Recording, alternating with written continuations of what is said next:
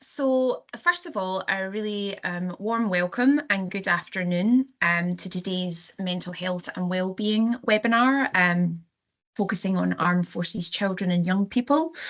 I'm really delighted that so many of you have joined us for what I believe is a crucial conversation about supporting some of our most strong and adaptable, yet sometimes vulnerable young people. And I'm really equally delighted to introduce you to our fantastic panel today. So first of all, I'll introduce Robin, who is our Forces Children Scotland Policy and Parliamentary Officer. Robin's got a Bachelor of Arts in International Affairs and Religious Studies, and through her experience and expertise will hopefully shed some light on policy surrounding the emotional health and wellbeing of children and young people in Scotland. We're also really pleased and delighted to welcome Dr. Paul Watson, who is Associate Professor, if I got that correct, Paul, sorry. Yes. Yes, in children and young people's nursing, and also the Assistant Director of the Northern Hub for Veterans and Families Research. And Paul is involved in various research projects and recently attended the Elizabeth Dole Foundation in Washington, where he spoke really passionately about the need to continually conduct advanced social determinants of health assessments to support military-connected children, young people and young carers. I'd also like to introduce Gillian Gray, who is our Your Mind Matters wellbeing worker. Gillian has a Bachelor of Science honours degree in psychology and counselling and is really passionate about supporting others to talk openly about their emotions and promoting self-help techniques. And I'd also really like to welcome Jillian Bradfield, who is our health and wellbeing worker at Queen Victoria School in Dunblane. And Gillian has a Bachelor of Arts honours degree in psychology and a master's degree in clinical psychology. And Gillian's experience includes several years working in CAMHS. She supported children and young people with moderate to severe mental health and neurodevelopmental conditions. And Gillian is passionate about using a child-centred approach and using a wide variety of tools to help support young people's mental health in new and creative ways. I'd also like you to introduce you to Meg Thomas, who is our Deputy CEO, and Meg's also going to be co-chairing the webinar today. So I'm just going to do the start and Meg's going to do the second part of the webinar. So a big warm welcome to Meg, who has many fantastic. I don't know your specific degree, but Meg, I think that it's wonderful to have you here, as we all know. So before we delve into our discussion, let's just talk about what we mean when we talk about mental health and well-being. So mental health or emotional health exists on a continuum from bad to good and can change from moment to moment. However, good mental health isn't simply the absence of mental illness. It's a positive state of psychological, emotional, and social well-being. It encompasses how children think, feel, and behave, their ability to cope with life's challenges, form meaningful relationships, and contribute to their communities. General well-being extends this further, incorporating physical health, life satisfaction, and a fundamental sense of having purpose and belonging. And for children, positive emotional health and well-being means having the ability to successfully navigate childhood and adolescence in environments that support them, whilst developing the skills they need to thrive and grow. And today, in today's webinar, we're focusing specifically on the children of our armed forces, a population that faces unique circumstances that can profoundly impact their emotional health journey. And what makes today's discussion particularly important is our focus on prevention rather than intervention. Too often we wait until children are struggling before we act. And today we're taking the approach of how we can build adaptability, strengthen protective factors, and create environments where mental health challenges are less likely to emerge in the first place. And this preventative lens can be more effective and sustainable for our communities. With that in mind, let's consider the unique landscape children and young people from armed forces families inhabit. So on the one hand, armed forces children often develop remarkable strengths.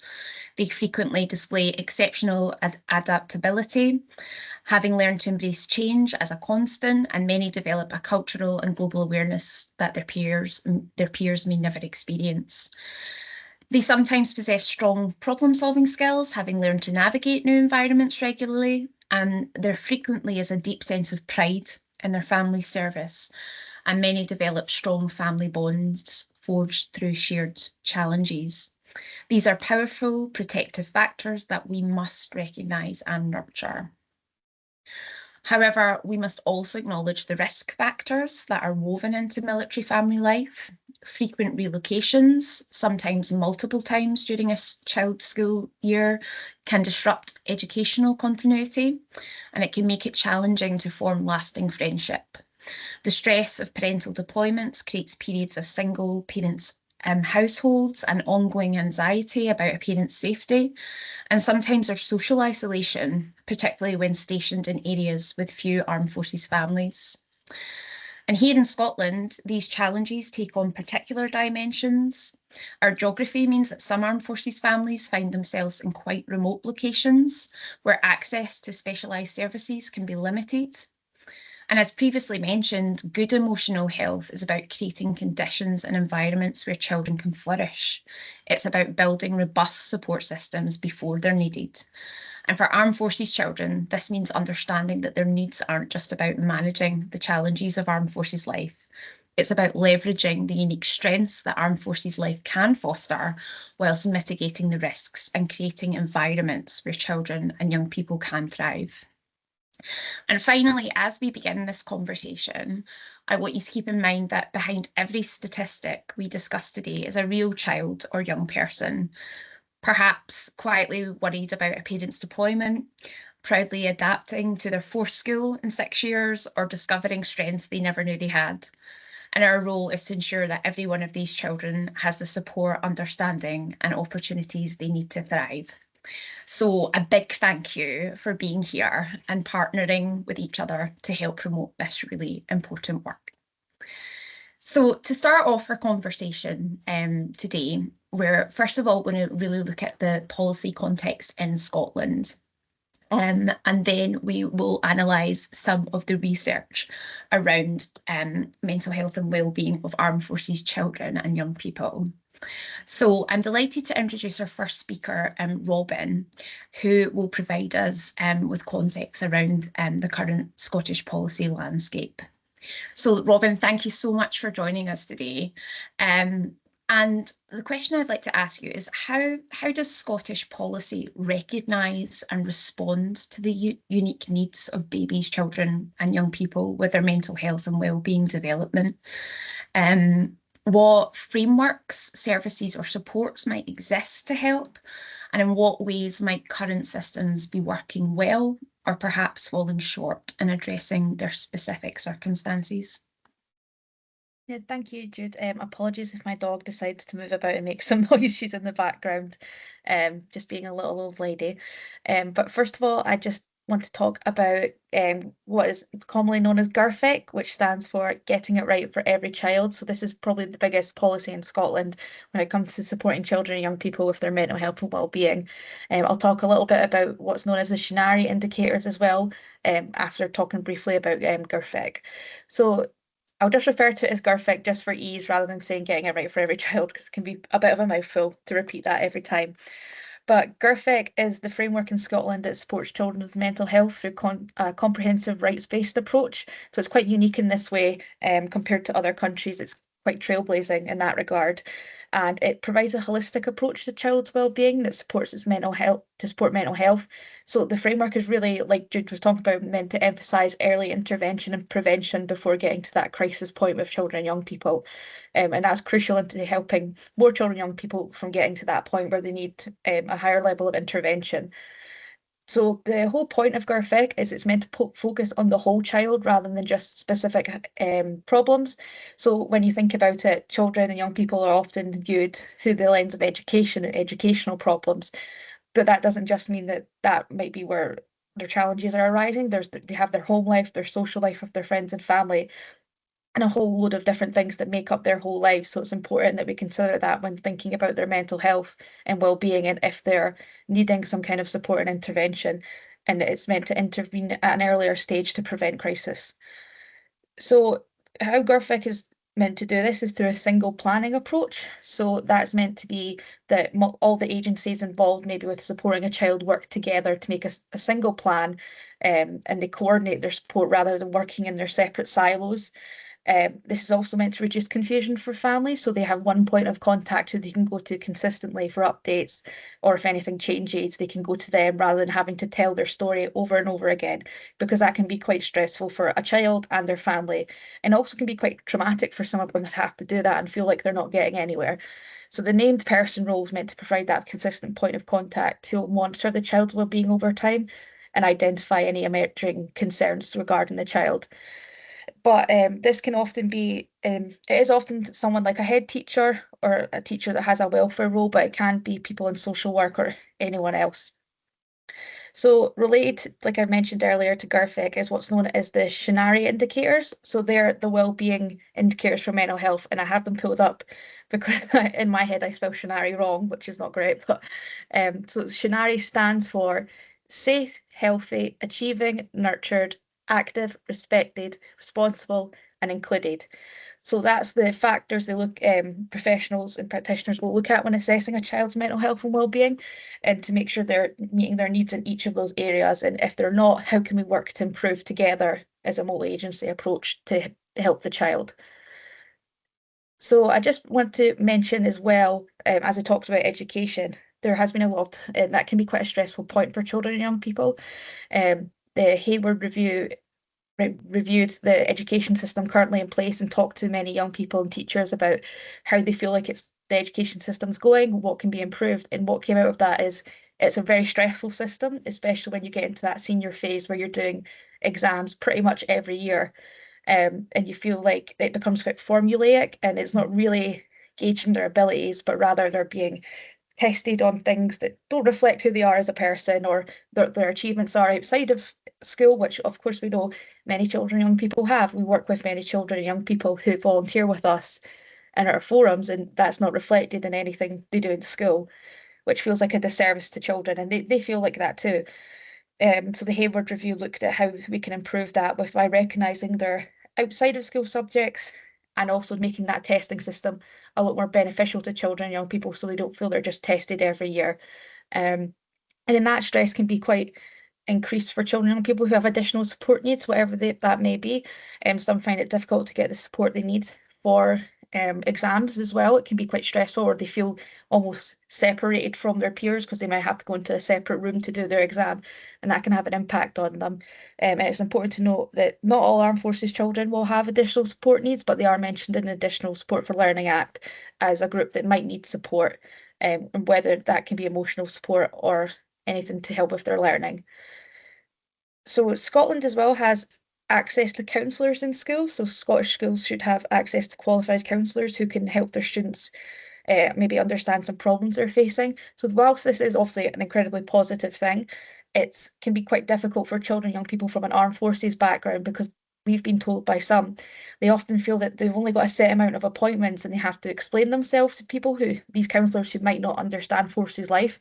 So they can spend a great amount of time having to explain the nuances of that before they even get to what the challenge they're facing is and why that's affected by forces life. And that can make it quite difficult for them to feel like they can open up and fully explain their situation.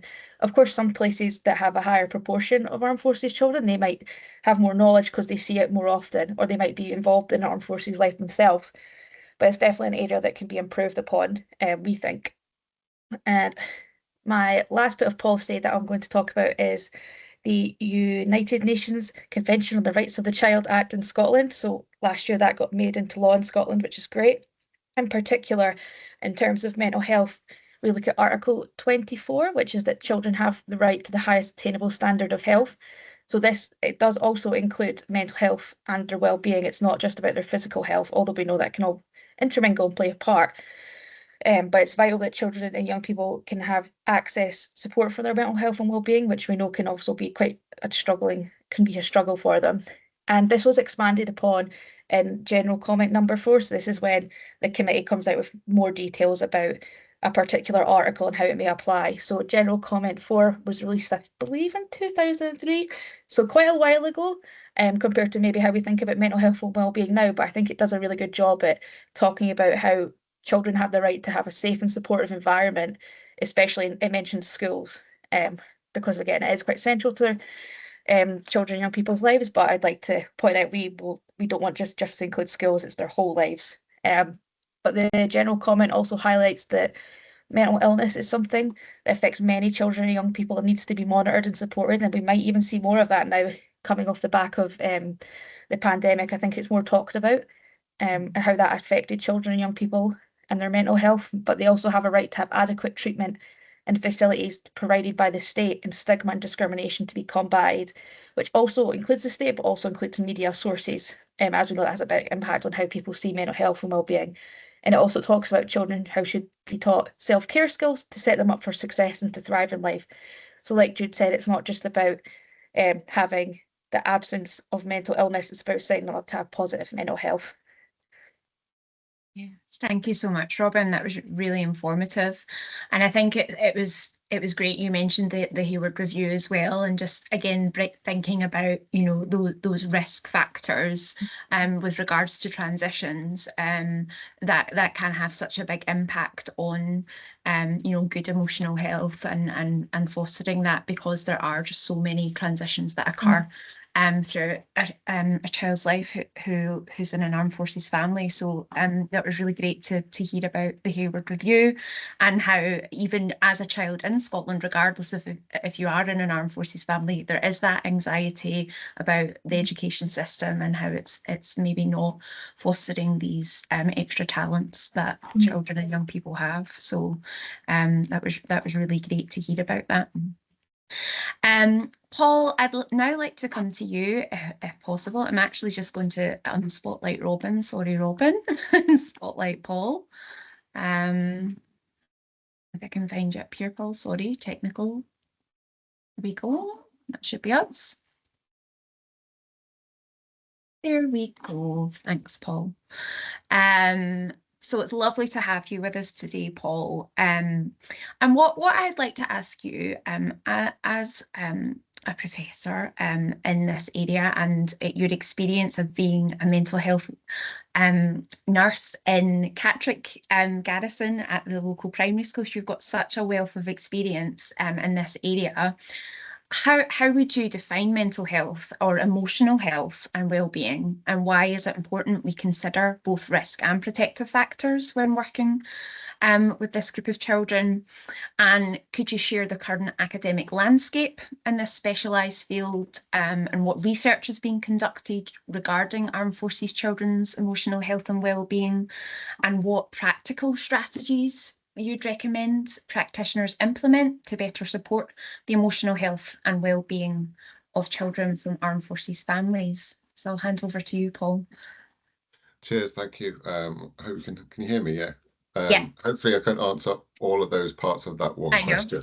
One question. I know, and you do have some slides, which is wonderful. Yeah, sorry.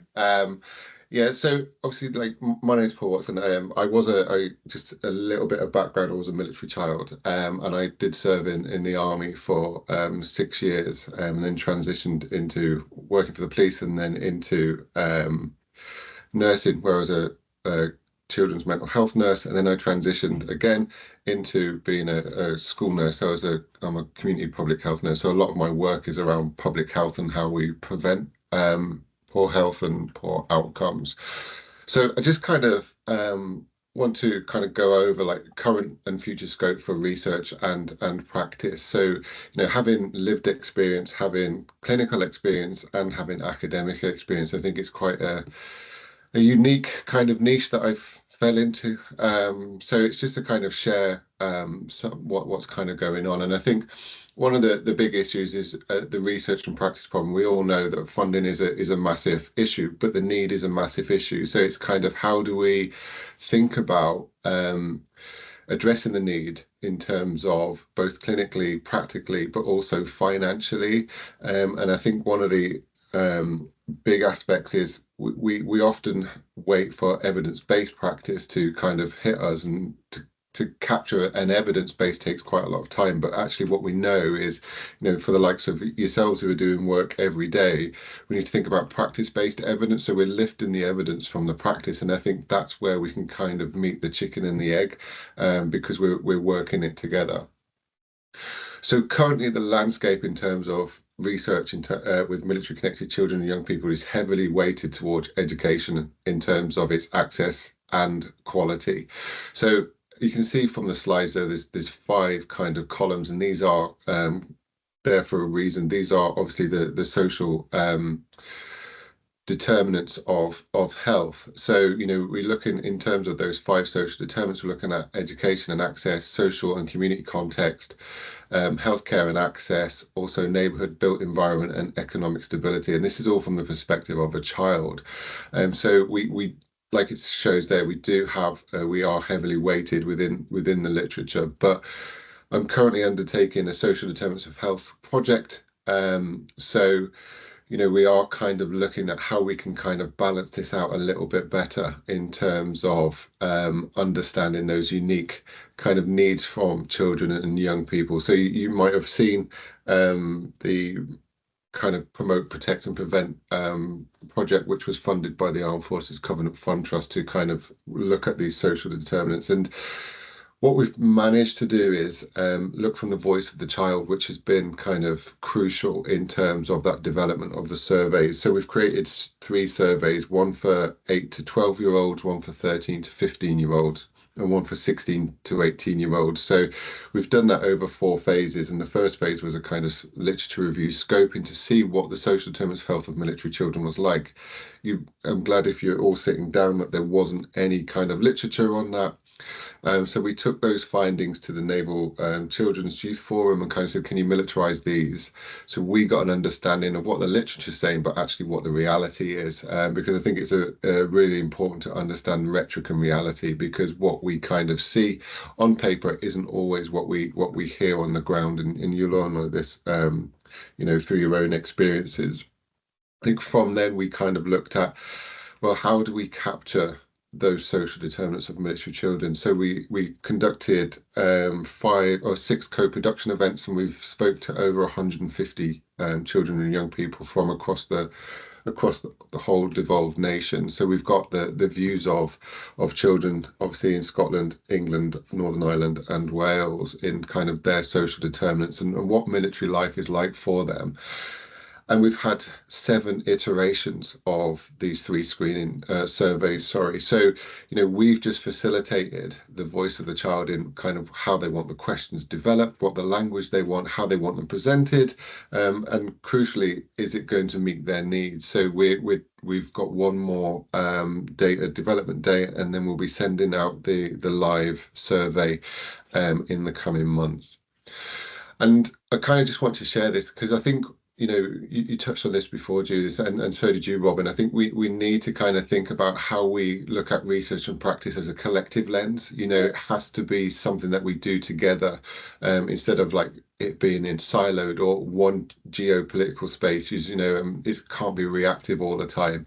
So we have to take all those 6 aspects as we move forward into kind of research and developing evidence, because when we do that, we are able to then get something where we can look at through a public health lens. So we can look at that promote, protect, prevent, which are the values of public health. But we also get that lived experience, which is crucial to developing policy and practice for that translational element of service development and service implementation. And I know, we champion both, my methodologies and your methodology are about co-production. It's not doing for the child, it's doing with the child, because they are the experts in their lives. So I think this is fundamentally where we kind of need to start pushing this wider within the sector, really, to kind of say actually we shouldn't be working in silos. There's a whole need, and yes, there are, you know, specific needs in different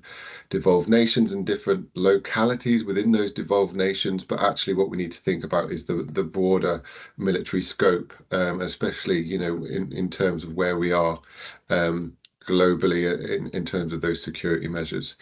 So this is Dale Green and Whitehead's kind of model. You know, it's fundamental. It hasn't changed that much since 1991 because it captures everything about those social determinants. And you know, it is about kind of how we capture data and information to then relate to that promote, protect, prevent. Because, you know, as Robin was saying, and Judith has said, you know, children aren't in isolation. They might feel isolated, or, you know, they might feel lonely, which is, you know, subjective, but they're seldom in isolation. It's just, do we have the right toolkit to enable and reduce that social isolation and potential loneliness? And I think when we can kind of think about doing a whole social determinant assessment, which I kind of come on to in a bit, we can capture the whole life. Because if we want to kind of truly prevent and promote and protect the emotional health and well-being of children and young people, as well as their mental health, we have to look at the wider scope of their environmental factors, you know, and that starts with them, by them, and for them. And that kind of, you know, the ripple effects kind of move out for their, you know, family, friends, community, etc., you know, as it shows there in that diagram.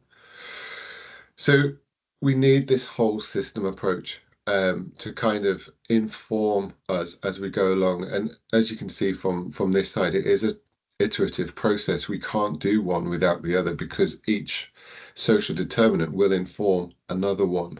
So it is about kind of using the heavily weighted understanding around education, access and quality as that centerpiece to balance us. But actually we need to start moving out, because education system is for education. We have a health system for health, and we shouldn't really, I know it happens, you know, I've worked in a lot of schools, but we should be having the right systems in the right place. You know, if we're wanting to, you know, educate children and young people, then, you know, that environment is about education.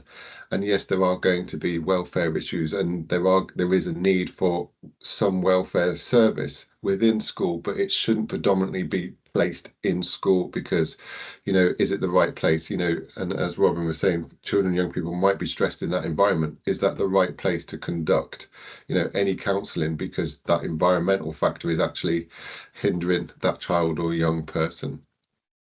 So that's why I think fundamentally we have to think about this whole system approach. So one of the biggest things in terms of the way in which I work and what we do at the Northern Hub is we understand and we inquire into narratives. It's not just about hearing what children and young people are talking about. It's fundamentally kind of inquiring into the meanings of what they are saying.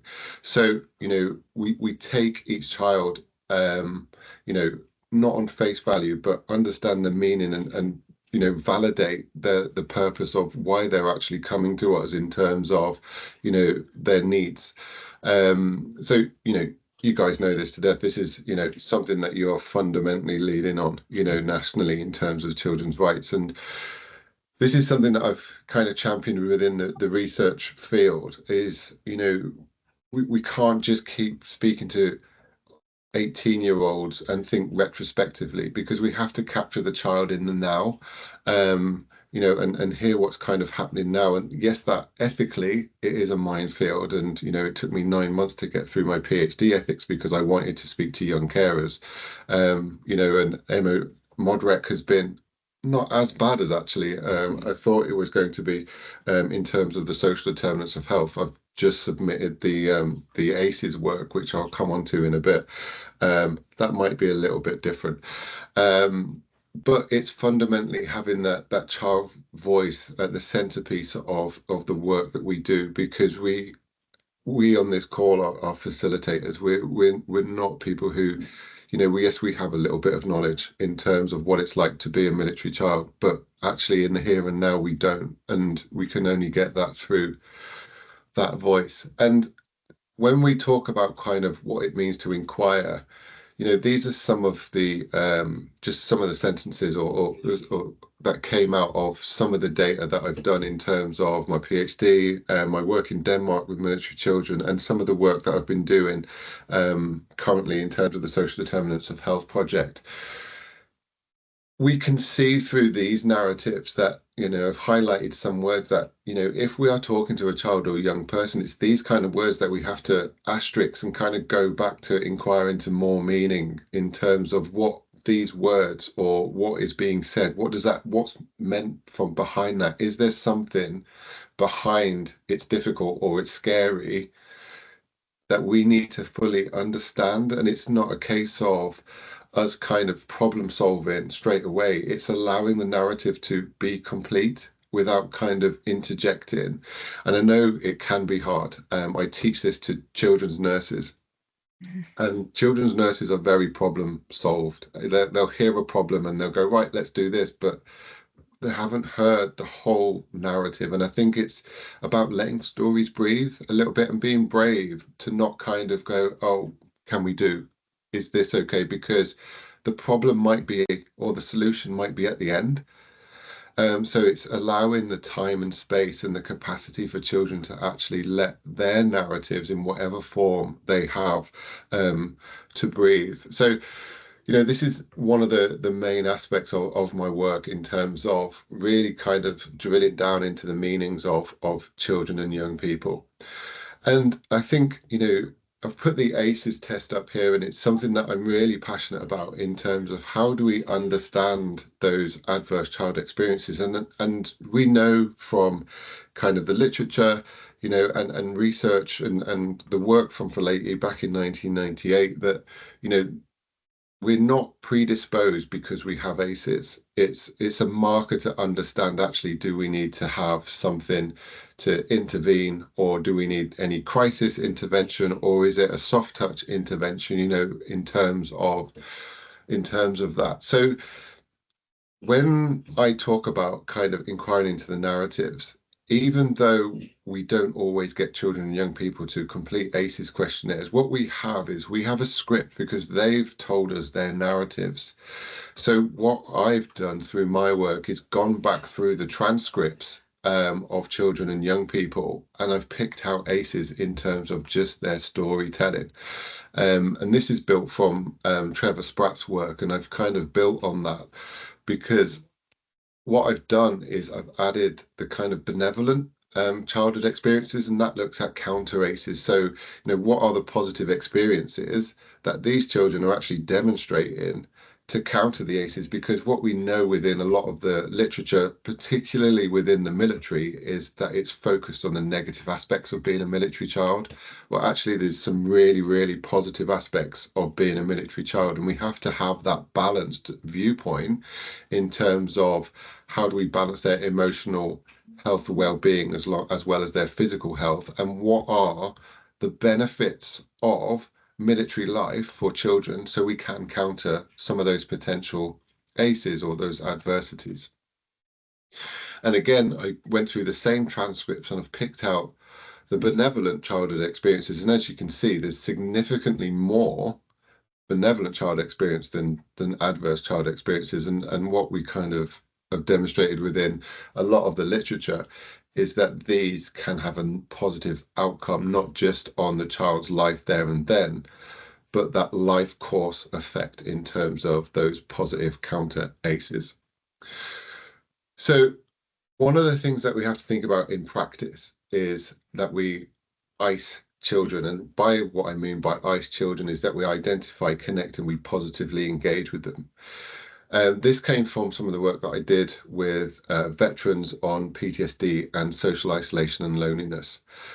And what the findings from this were is that service providers were identifying and connecting with them, but there wasn't the positive engagement. There was a touch engagement, but it wasn't enough. So it's about kind of using the right tool, the right people at the right time for the right child. But it's also thinking about that actually, if a child comes to us it's not the wrong place for them to come, because it's taken courage and commitment for them to come and access, your service, for example. And even if you think that you're not the right service, you have to be the right service, because we have to safeguard that they've come and they've spoke to us. So this is about that positive engagement, and it's about kind of supporting a hard handover to safeguard the emotional health and well-being, because we know as practitioners, as academics, and as champions for military children, it takes a lot of courage for them to speak, because they are in a secure environment in terms of, or a secret environment. So for them to share a story means that there is some trust there. So even if you are not the right service, you have to be the right service, if that makes sense. So when we've kind of done that, one of the things that I always think about in terms of clinical practice and in terms of my methodology in terms of inquiring into narratives of children is that formulating their stories. And we know that any story is the start of a story, but it might not be the actual end of the story. It's just where that child or young person is starting their story. So we have to kind of formulate the way in which that story is being told to understand and pick out and inquire into that. So this is something by Clendenin and Connolly, which kind of looks at the interactions that we have with, ourselves, our society, but also our history. But it also thinks about what has our history and our interactions with others given us for today, and what will it give us for the future. And this is that kind of what you were talking about before, Judith, in terms of, children and young people do have waves of being emotional, and those emotional outputs or presentations are quite different depending on that place and context. If we look at the strength and difficulties questionnaire that's conducted at home and in school, and we can through that kind of think about children and young people being vulnerable at home and safe at school, or vulnerable at school and safe at home. So it's thinking about where's the right place and time for that child to, one, share their narratives, but have the right intervention through either counselling or support, or homework through emotional health and well-being homework. So it's thinking about all of that contextual element to make sure that, one, it's right and it's going to potentially work. But importantly, it's not a case of we have to deliver all of our work. We have to kind of make sure that the child understands what we're doing. They can kind of, retain and importantly use what we're doing. So we have to evaluate those moments and those interactions, because it's about expectations for us as service providers and as academics and researchers, but importantly it's validation and expectations for the child who's sharing their story. So like I said, I do come from a military family, and I was a young carer of a veteran with PTSD, so I do have that cultural insider's view as well. So when I was doing my PhD, I actually missed one of the when I was doing my analysis, I didn't put in the voice of one of the participants as much as I should have, because it replicated my life. So I had significant supervision because I was blind, or I didn't want to go down that journey. So when I grew up, I grew up in a really toxic environment in terms of, domestic abuse, alcohol use, and this was all post, the first Iraq war. So me and my brother, these are our aces. So, we had significant childhood trauma growing up. But importantly, these were our pieces as well, so it was kind of looking at, what are the good things, and it's only through kind of critical reflection that I've been able to do this, because when you're in the moment, you don't actually see it, do you? You're living a life and you kind of go, well, this is my norm. And it's not until an outsider comes in and goes, actually, this isn't normal. We need to kind of think about a whole kind of family approach to kind of understanding the needs. But there's a significant difference between me and my brother, and this was our environment. And as you know, Judith, Meg, I am really keen on and champion the environment for military children and young people, because when we think about epigenetics and we think about our DNA presents differently based on our environment, and the better the environment, the better we are at you know, allowing children and young people to thrive. And this is why I'm so passionate that we do the right things in the right place at the right time with that child or young person. But I think what I'm really kind of keen to get across is that my brother's no longer here. He passed away 2 years ago due to heart failure because of those social determinants. You know, he didn't have the opportunities that I have, because my environment enabled me to grow and thrive where his didn't, you know. And we talk about this when we transition from the military. You know, we think about, oh well, you know, they've got a house, they've got a job. Well, that's all great, but what is that economic ecosystem actually providing us? And you know, there was significant differences between mine and my brothers. You know, so it's really important to well, to me, but also to these children and young people, that we get it right for them as soon as we can. Um, so I just wanted to kind of, you know, close there really to kind of, you know, pause and reflect, just to kind of think about what are military children and young people and young carers narratives telling you within your practice, within your schools, and what can we do about it? You know, that's kind of fundamental to making sure children thrive, and they have the best outcomes that they possibly can. So for me, that's my presentation over, and that's my little brother. Oh, thank you so much, Paul. That was absolutely wonderful hearing about all your research, and just one wonderful reflections for all of us about the importance of, you know, the child being at the centre, the relationship building, and making sure that the environment the child is in is a safe environment where the child can trust that the adult that they're working with. And I think that was amazing to have that as a pause for reflection, just to make us think about it. And I'm sure there'll be lots of people with lots of questions for you, but we will just pause the questions just now, because we really want to just leave a lot of time for that at the end. But thank you so much for sharing all of that with us just now. And we will, as I say, have lots of time for questions at the end. And just to build on that, we're now going to hear about some from our health and wellbeing workers at Forces Children Scotland, who are working in schools. And I'll pass you over to Meg to introduce the two Gillian and Gillian. Thanks, Jude. I'm going to start with Gillian Gray, who, Gillian, will spotlight you when we can find you. If you want to start talking, that makes it easiest to find you. Hello, I'm here. There we go. So, Gillian, do you want to start by sharing a bit about your role and the Your Mind Matters project in Helensburgh and the online component as well?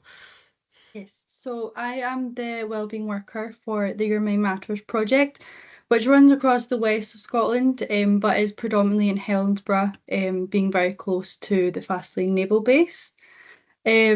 Because of that, a lot of the children and young people that I work with are from Navy families.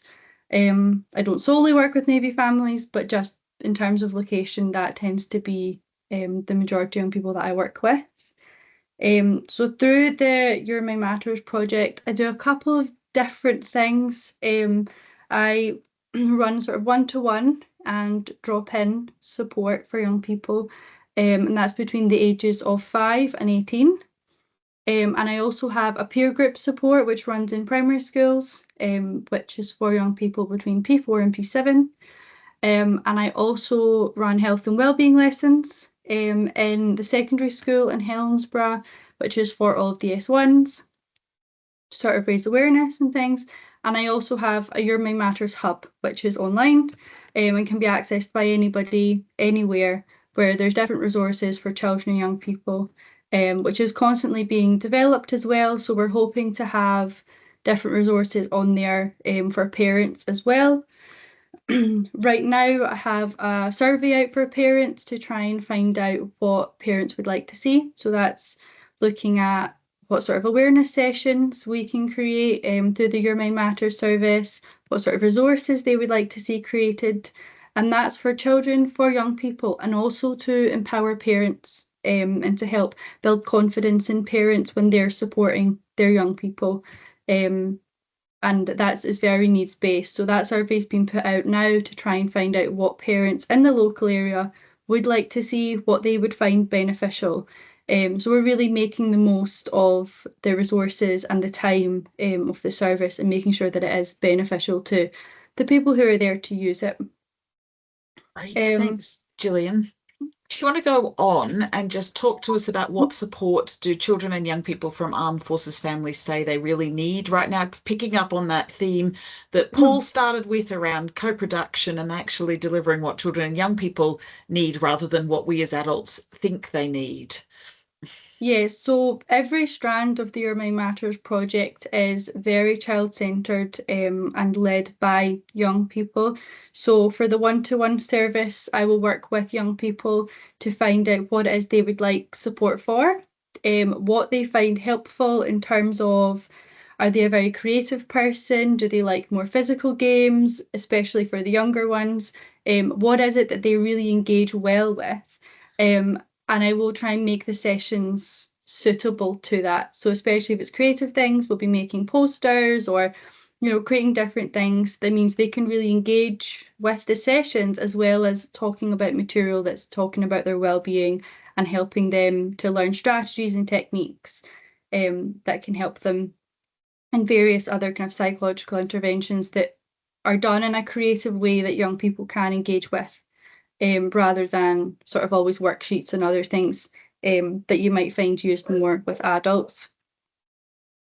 In terms of the peer group for the service, that was co-produced with young people from the very beginning, and it's constantly being developed as well. So every time I'm running the peer group in a different school, I'm asking them what they like about it, what they might prefer, if there's anything else that they would like to have introduced.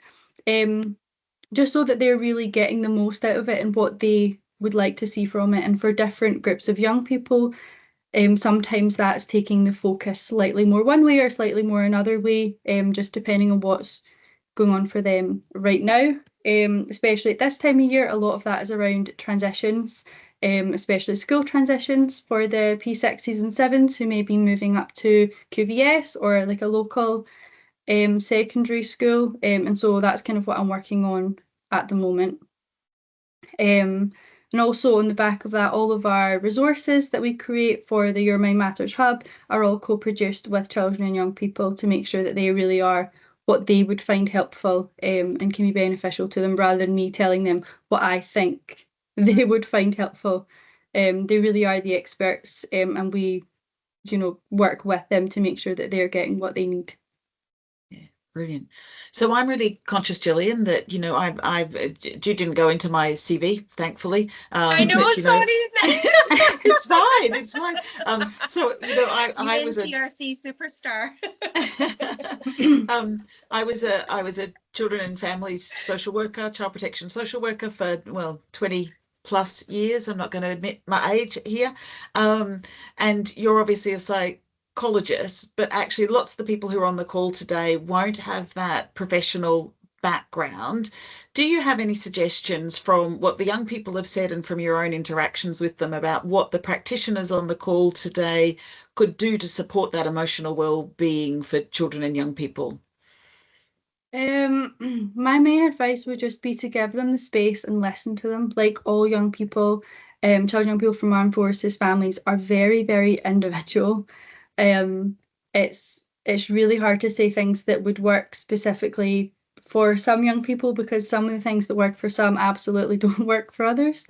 But I think a lot of the time what I'm hearing from young people is that they just want somebody there. They want somebody that they can trust, to have sort of an open space where they know that if they need the support, they can come to you.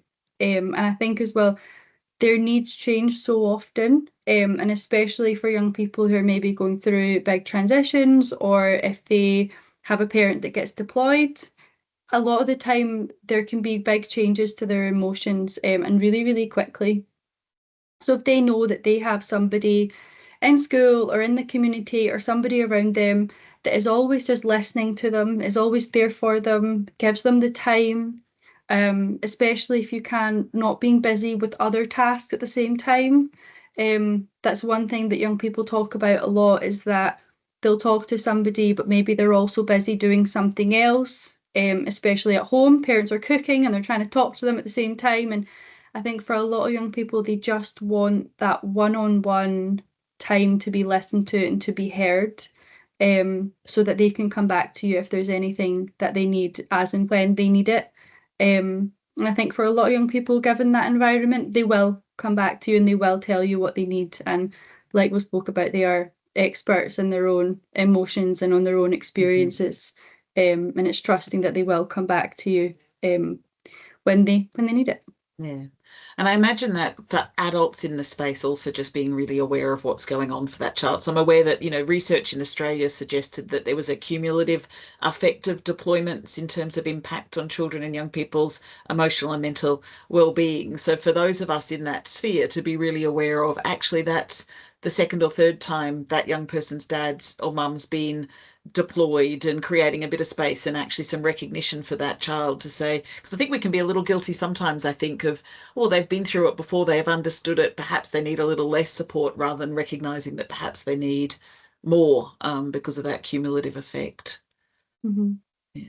I wonder then, just to finish off, Jude's got the most amazing question that she lined up. So if you could make one transformative change to significantly improve the lives of children and young people in armed forces communities, what would that be? The magic wand question, Gillian.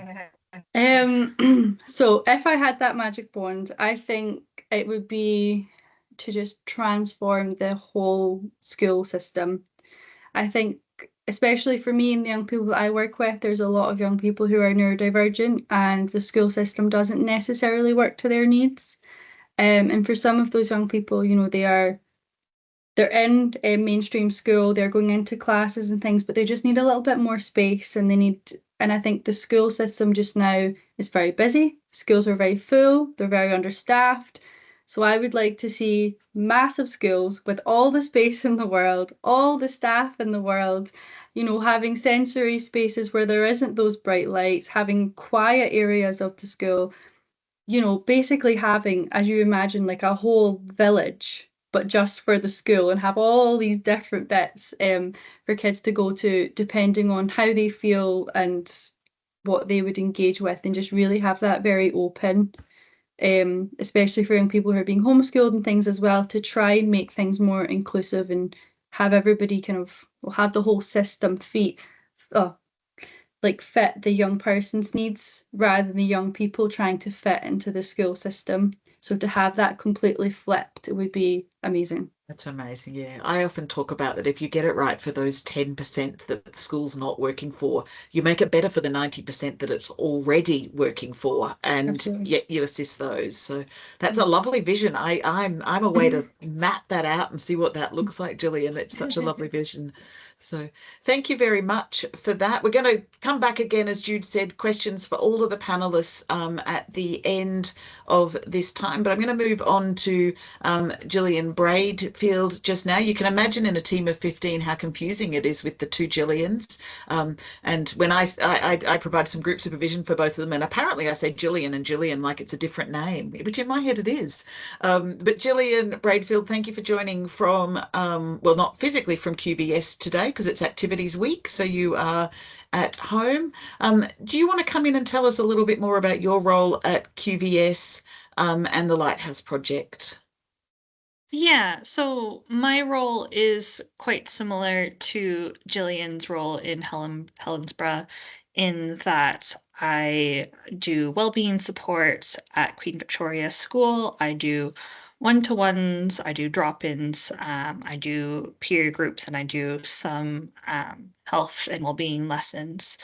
But I think the main difference for Queen Victoria School, for those who might not be as familiar of it, is that it is a boarding school for armed forces children.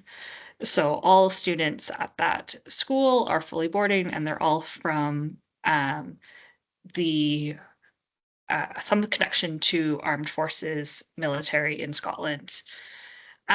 So I think that provides a little bit of a unique context. So because all students have an armed forces background, that means that, for example, that there's lots of support within the peers and there's a really great community amongst each other because they share a lot of similar experiences. They can go to some older students and, talk about things that, they may have experienced before. But at the same time, there's definitely still some differences amongst student experiences, obviously. Um, Also, some of the things that Jillian might be working with, such as, struggling with anxiety or sleep or, learning problems come into my role, but then they're almost exacerbated by that context of boarding. So you have issues with roommates, you have being away from your home, from your family, from your pets. You have the problem of, a different environment, not having very much personal or private space. Um, and relating things back to what Paul said, that not just education system, but the entire environment and that support system is completely different within QVS. Um, so it's thinking much more about how that is affecting their issues and how we can take a much more sort of holistic approach at QVS because it's not just one issue at school because all of these things kind of intermingle at QVS quite a lot. Um, so because they have roommates, they're not sleeping very well because they're all, partying at 1 a.m. And then their schoolwork isn't doing very well. And then, so they all interact.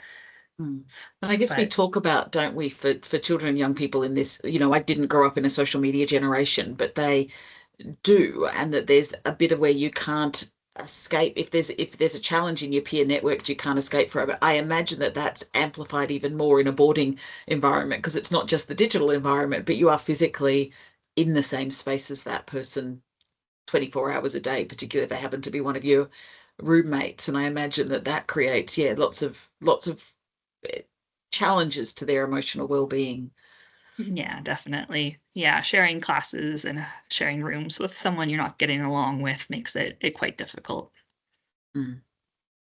I mean, imagine when we come back to Jude's comment at the start about some of the strengths that come out of these experiences. For those who manage to negotiate that, actually they come out with amazing social skills and conflict resolution skills and peacemaking skills and all of those things. But I imagine the flip side of that is for those who really struggle, that actually the impact on their confidence, their self-esteem, their trust in their own social skills and their ability to navigate that could be a little help. Yeah, little more difficult. I wonder if you, a similar question to Gillian, when for the practitioners on the call who don't necessarily come from a background, what are some of the things that you think that we could do if it's our child who's in a boarding environment, or if it's a child that we're going to interact with during that term, like the holiday time when they come back to, because I'm really conscious for these children who board, particularly if their parents have had a new posting when they've gone to boarding school, they're actually maybe returning to a neighborhood that they have no social connection with. And when we go back to what Paul was talking about earlier around the impact that that can have on just our core DNA and those social connections, just wondering what advice you'd have for those on the call to support these young people. I think the comment that Jillian said earlier about, a supportive and trustive adult who takes the time to listen to them is is absolutely spot on. Relationships are so key, and a lot of the time we feel like we need to provide solutions, that we need to fix problems. But, having a safe space to validate, their worries, their emotions could actually be just as powerful. Um, and for a young person to have that space to share their story in, a place of no judgment, is quite important.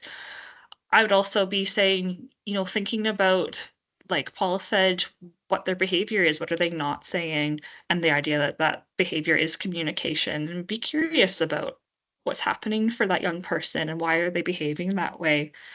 Um, and thinking about, okay, is this normal for them? What could be going on? I think, especially in some school settings, we can be quite quick to punish, or quick to think quite negatively, and not quite understand what the underlying issue for that young person is.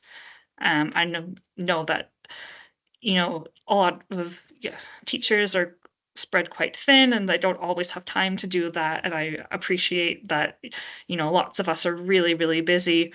Um, but yeah, having that time to have a check-in with a young person and actually ask them what they need, um, is really helpful. If I was to give specifics, I think, like Jillian said, there's not a one size fits all. Um, but some work that I use quite frequently is like the zones of regulation. That's something that a lot of teachers use and that I use as well, sort of teaching them about, different colors and how that can relate to emotions, especially if they don't have a very good emotional vocabulary, or they can't tell, that I'm feeling angry or I'm feeling sad. Being able to say, oh, I'm starting to feel yellow and this is what yellow looks like, and being able to teach them how that looks in their body or how that might feel, um, can be a really powerful tool. That can be helpful for, the older students just as well as the primary students. And like really basic grounding techniques, mindfulness techniques, breathing techniques that, lots of different people can use quite easily. You can look them up online. There's so much stuff out there right now.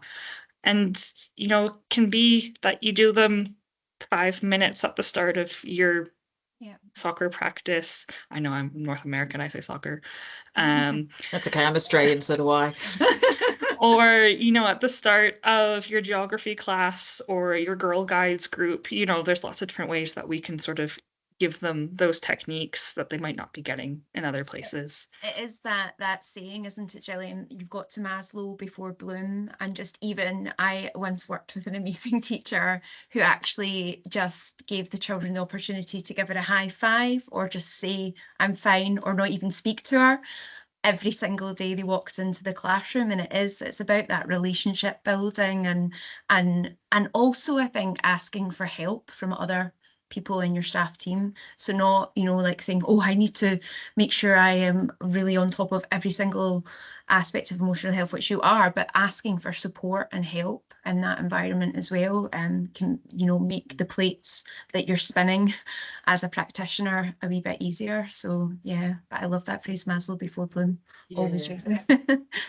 Gillian, I'm also conscious, before I give you the magic wand question as well, I'm conscious of some of the conversations you and I have been having more recently too, about that sense that, children don't always, as adults we want them to trust us, but they don't automatically trust adults, and they may choose to tell different bits of their story to different adults. And again, how as adults should we respond, particularly I think if a child has told us one thing and then says something that's almost contradictory to another person in that system? How should we be approaching that, particularly towards the young person, but also as the adults who are supporting that young person?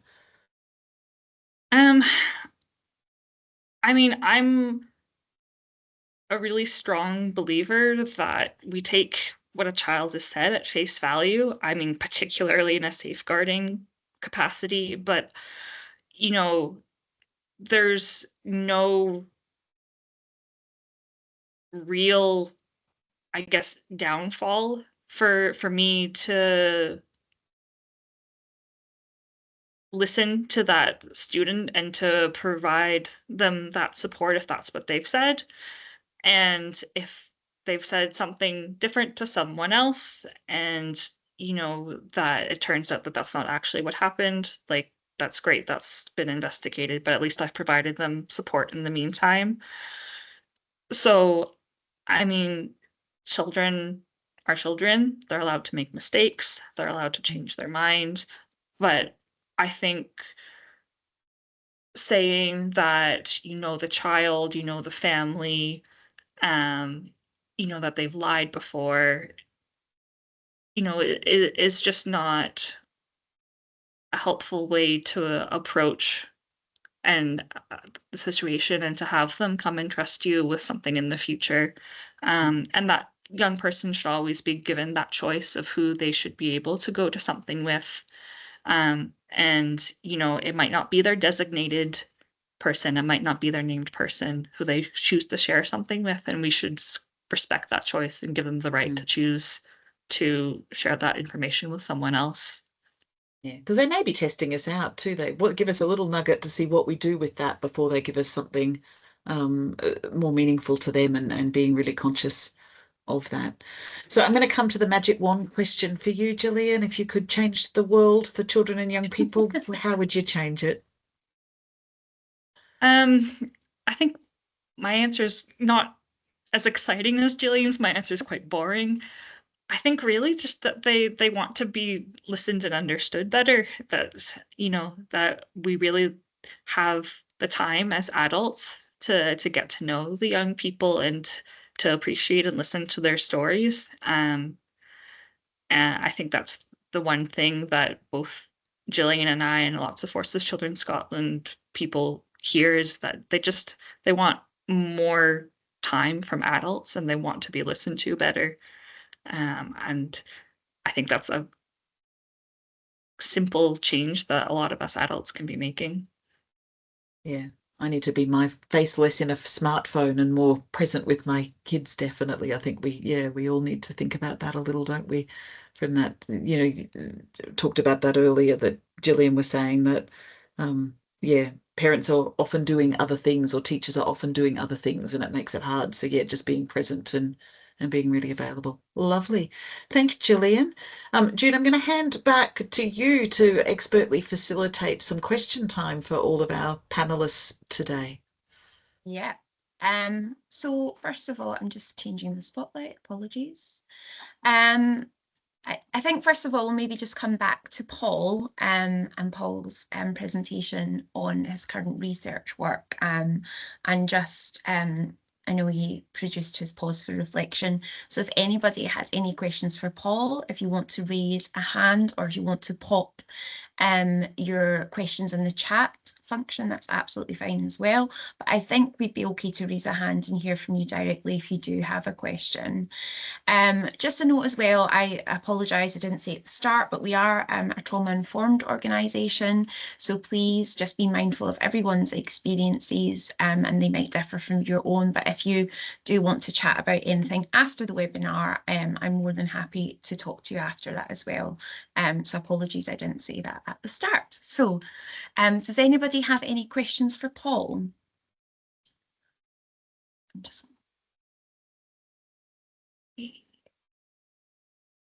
Lou, would you like to go first? I'm just trying to spotlight Paul. No surprise. No surprise. No. I'm straight in there.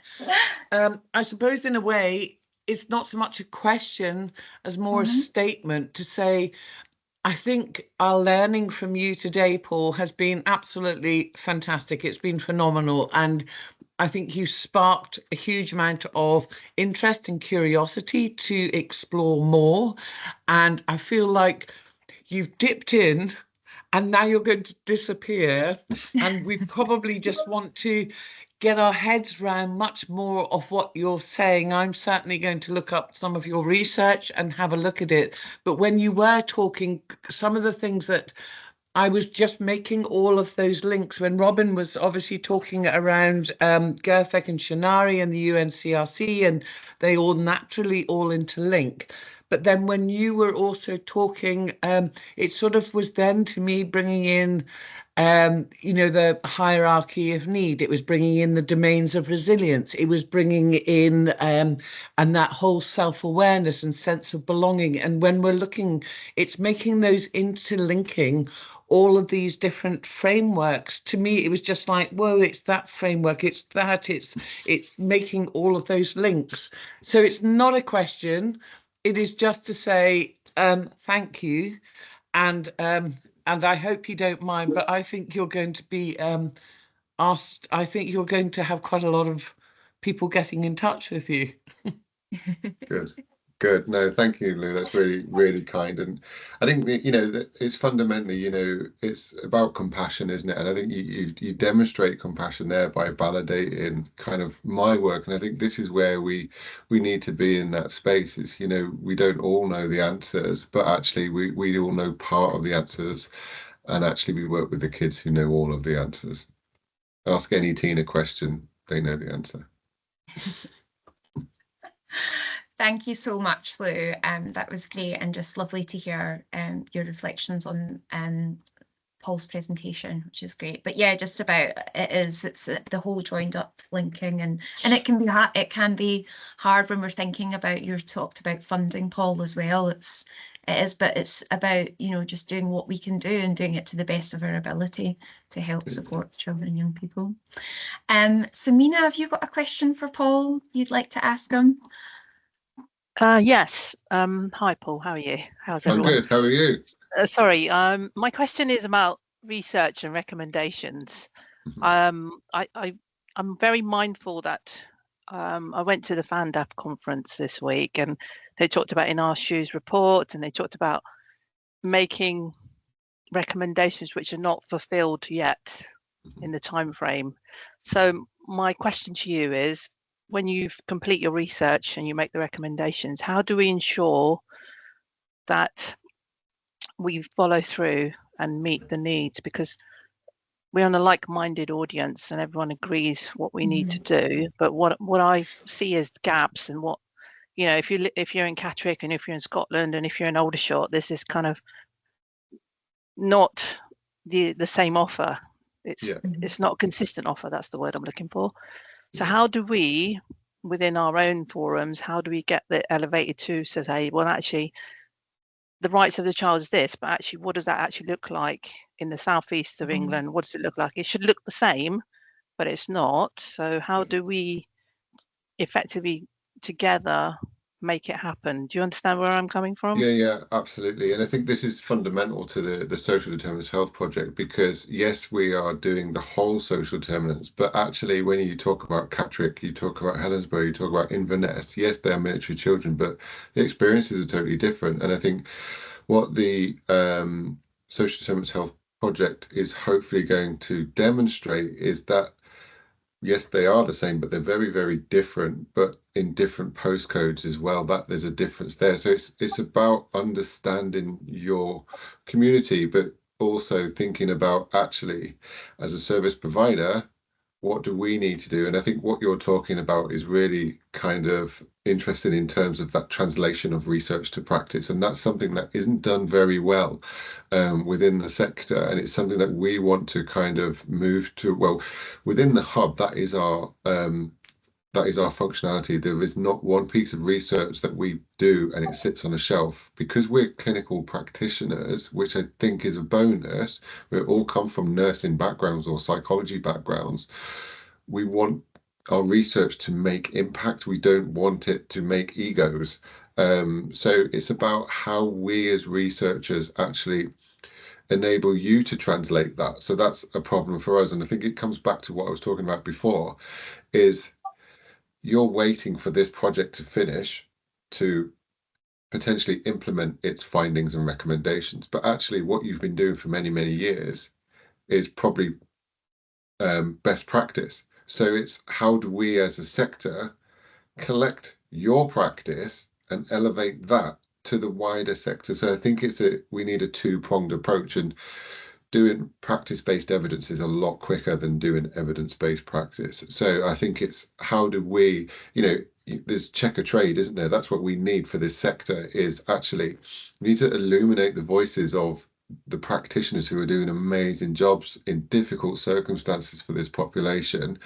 And I think one of the damning things within the sector currently, and this is why when I showed at the start the seesaw kind of thing, is we have a lot of services doing some really, really good work, but they're marking their own homework. And I think that's the problem. We don't have the kind of external evidence base to demonstrate that you're doing good practice. So, I spoke to Rebecca a lot over the last few months about how we evaluate the service that you do to demonstrate that you're doing a bloody good job, but this needs to be shared wider.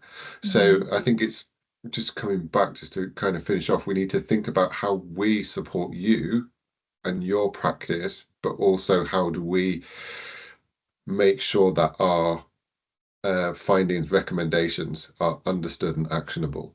And I think that's the key kind of where we are at the minute. And from our social determinants of health, that will be actionable because we will facilitate the action. Does that answer your question, Shamina? Yes, I recognise what you're saying. That when I heard the practitioners, I was like, yes, I'm doing all of that. I do that all the time. That's my normal practice, and I'm not going to champion myself because I champion the young people I work with. I'm their advocate, so it's not about me at all. But you're right, and I think you're right in the fact that the sector doesn't. When you read good practice or evidence-based practice, when you look at cohorts of groups, or it could have been young parents, or it could have been young carers, or it could have been particular vulnerable groups, neurodivergent community, there is loads of good practice. But what I keep thinking is, why you don't need to tell the practitioners that. They do that all the time. What we need to think is, well, how do we maintain consistency and keep funding it? Because if you're just going to fund it for 3 years and then hope that someone else is going to come along and fund it again, that's not realistic. No.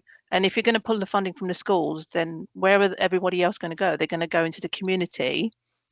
But then what's in the community? Yeah. It's just anyway, thank you. It's a cycle. No, thank you. Thank you so much, Samina. And I just checked, I don't think we've got any other questions for Paul before we move on to Gillian. Gillian with a G from Helensburgh. Okay, right, okay, thank you, Paul. Thank you, Samina. So does anyone have any questions for Gillian from the Your Mind Matters project in Helensburgh?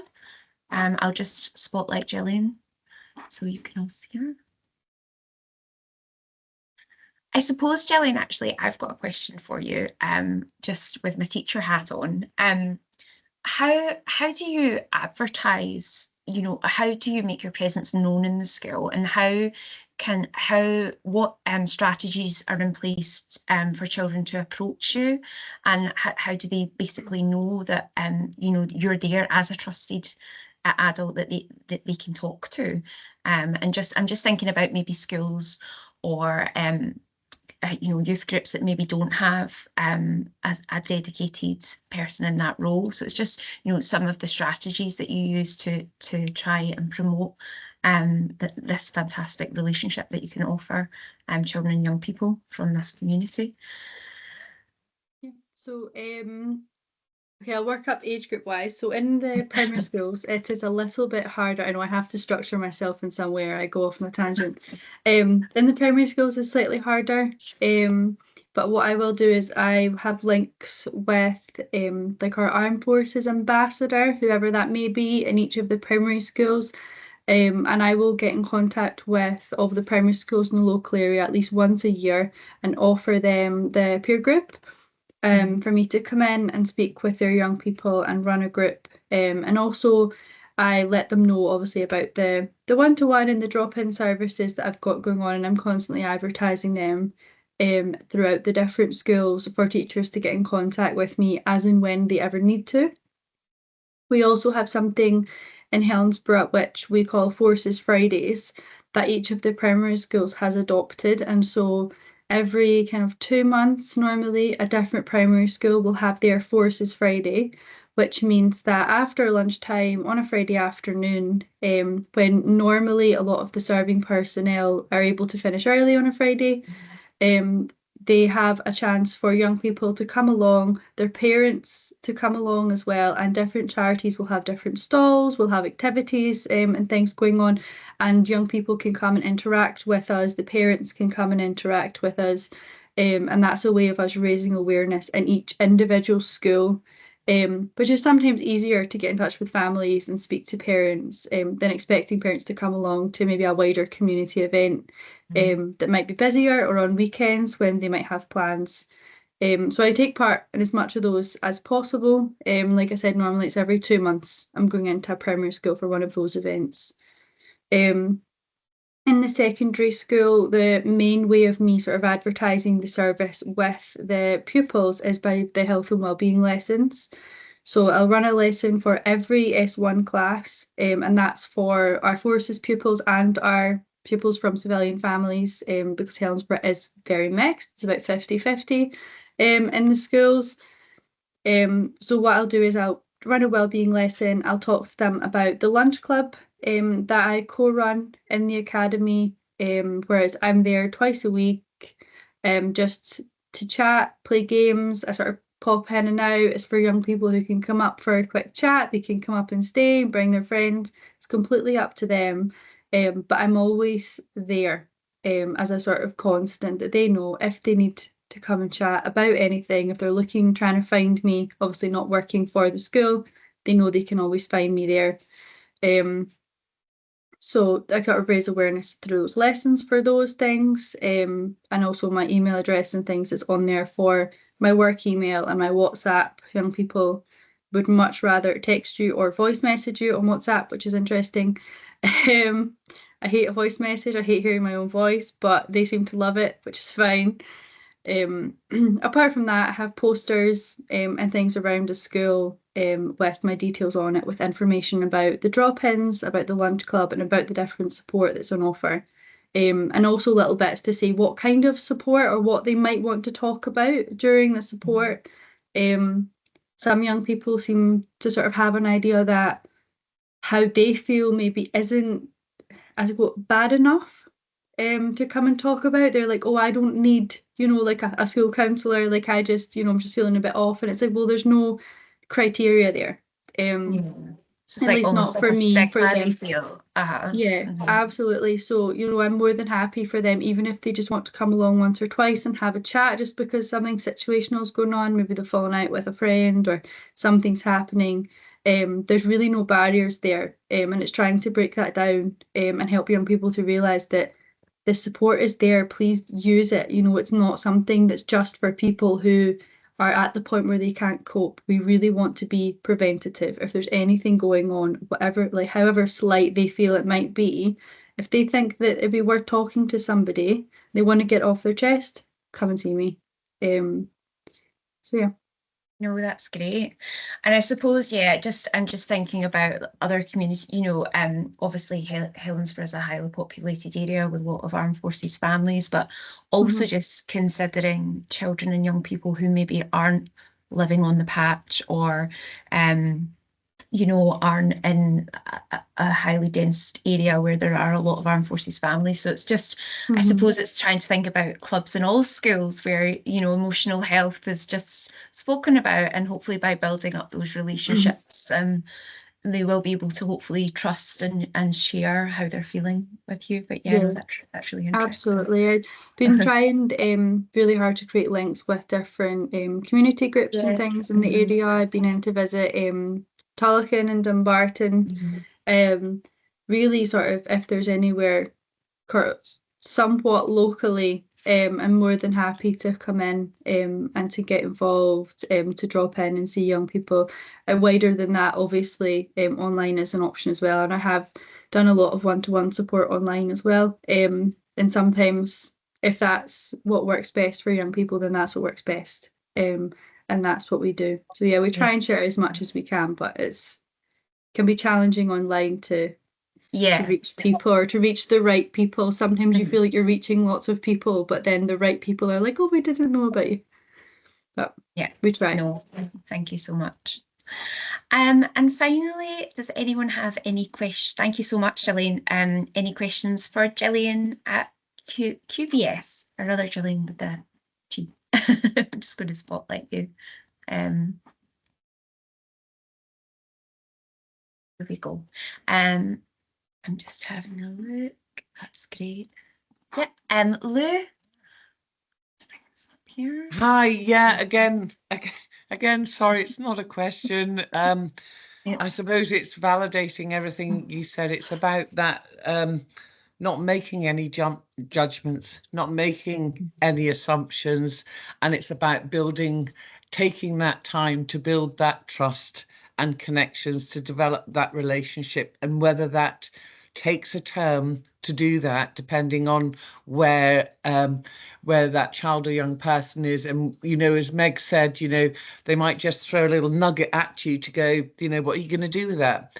But actually, sometimes I used to do quite a lot of emotional literacy intervention work, but sometimes it wasn't a positive nugget they would throw to you. It would be the polar opposite, and that was sort of the test of what are you going to do with that? Yeah. Take that, look after that for me, because I don't know what to do with that emotion. So I'm gonna give it to you, see what you're gonna do with it, and see how you look after it, and then hand it back to me. So in a way, it was about validating everything you were saying. So thank you, Gillian. Thanks.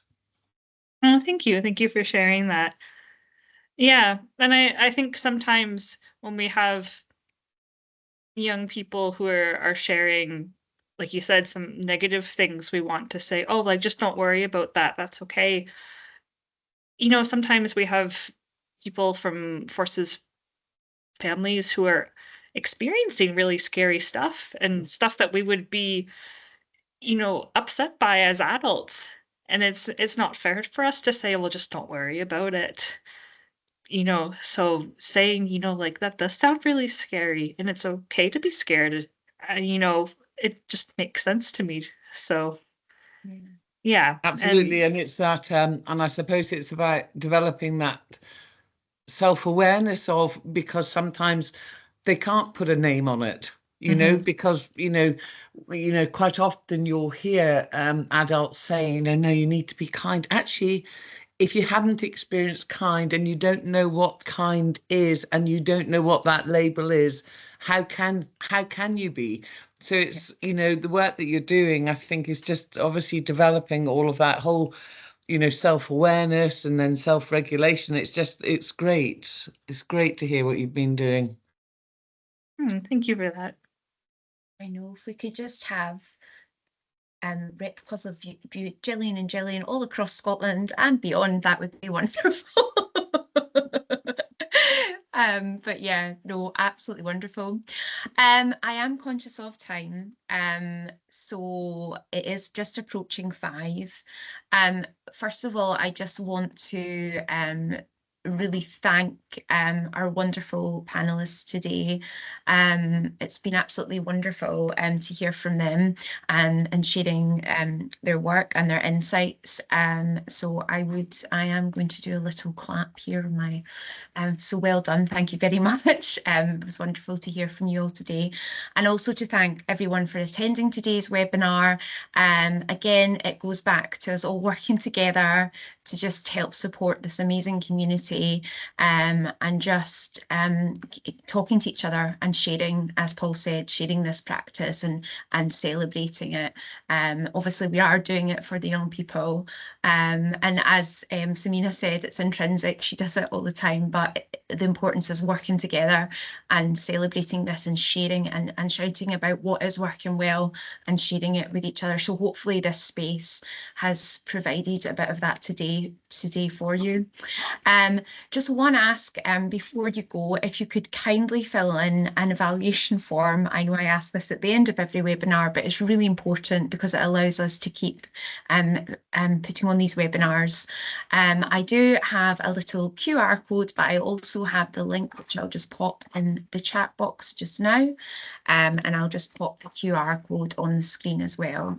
But once again, thank you to everyone that has attended today.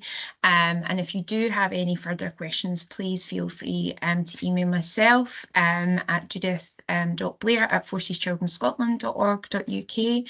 And I'll be happy to answer your questions. I'm just going to share the QR code there. So the QR code's just on the screen there if you do want to scan that. Also, as well, Jude, sharing that, if you have any ideas of what or topics that you'd really like us to explore in a webinar. Yeah, I know that's in the evaluation form, but in case people don't get to the evaluation form, not that that's going to happen because you're all going to do it. No, you're all going to fill it in. All fill it in. I reckon you could do a lot more on this subject, Meg. I thought today was absolutely fantastic. Yeah, great, Lou. I think you're right. I think we've just scratched the surface, and actually, Paul, if we can put you on the spot, we'd love to have you back to keep us up to date as the studies progress and what the findings are and what we need to do next. Yeah, no problem.